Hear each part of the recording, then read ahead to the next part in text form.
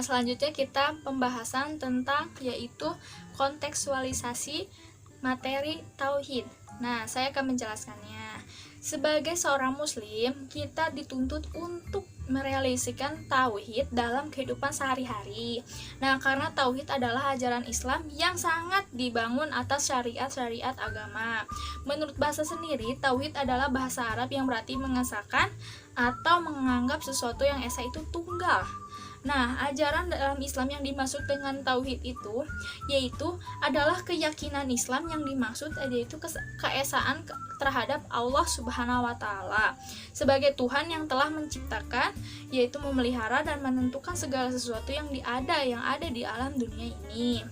Lalu keyakinan seperti ini dalam ajaran tauhid disebut juga dengan rububiyah. Sebagai konsekuensi dan keyakinan ini, kita dapat dituntut melaksanakan ibadah hanya untuk Allah Subhanahu wa taala. Lalu dengan kata lain, Allah yang telah yang berhak disembah dan harus diibadati. Nah, keyakinan ini juga disebut dengan uliyah, yaitu kedua ajaran tauhid ini sangat penting karena harus dijadikan bagian hidup dalam masyarakat muslim. Nah, karena memperoleh nikmat atau dalam menghadapi hal-hal yang menyedihkan, terus karena ditimpa oleh musibah. Lalu, dalam ajaran tauhid sendiri, yaitu paling tidak ada 3 hal yang mendasar dalam ajaran ini. Nah, apa aja sih? Yang pertama yaitu ilahiyat. Hal-hal yang berkaitan dengan Tuhan, yang bersifat baik, perbuatan-perbuatannya dan hubungan-hubungannya kepada hamba-hambanya. Lalu yang kedua, nubuat, yaitu hal-hal yang berkaitan dengan para nabi yang diutus oleh Allah Subhanahu wa taala. Nah, lalu yang ketiga, sam'iyat, yaitu informasi-informasi yang dibawa oleh para nabi tersebut yang diterimanya berupa wahyu oleh Allah Subhanahu wa taala melalui perantara malaikat Jibril, lalu disampaikan lagi kepada umatnya mereka masing-masing. Lalu juga dalam ketiga ajaran ini yaitu memuat ajaran-ajaran penting, yaitu tentang malaikat, kitab, dan takdir.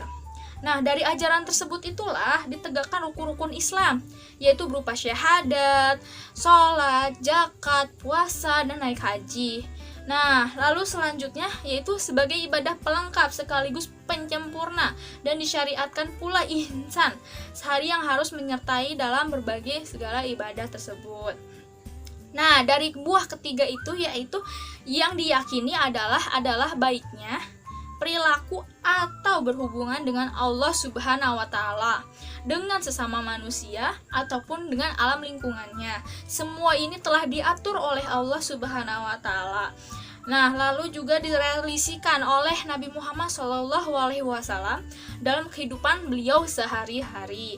Dan kita sebagai umat harus bisa meneladani sikap tersebut.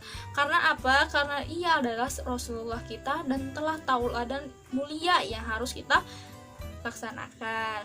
Nah, lalu salah satu perilaku Nabi Muhammad SAW aja yang harus kita itu adalah berupa yaitu yang Allah sukai, yaitu berupa yang berhak menerima ibadah, bukan yang disukai mereka sendiri. Berarti bukan bebas. Nah, juga di sini juga yaitu dijelaskan kembali yaitu tentang boleh kita membenci sesuatu padahal ia baik untuk kita, dan boleh kita menyukai sesuatu tapi itu belum tentu baik buat kita. Nah, mari kita berupaya meninggalkan hal-hal yang seperti itu dan berupaya secara sadar untuk meninggalkan kesalahan-kesalahan semua kita itu. Nah, baiklah, seperti itu penjelasannya.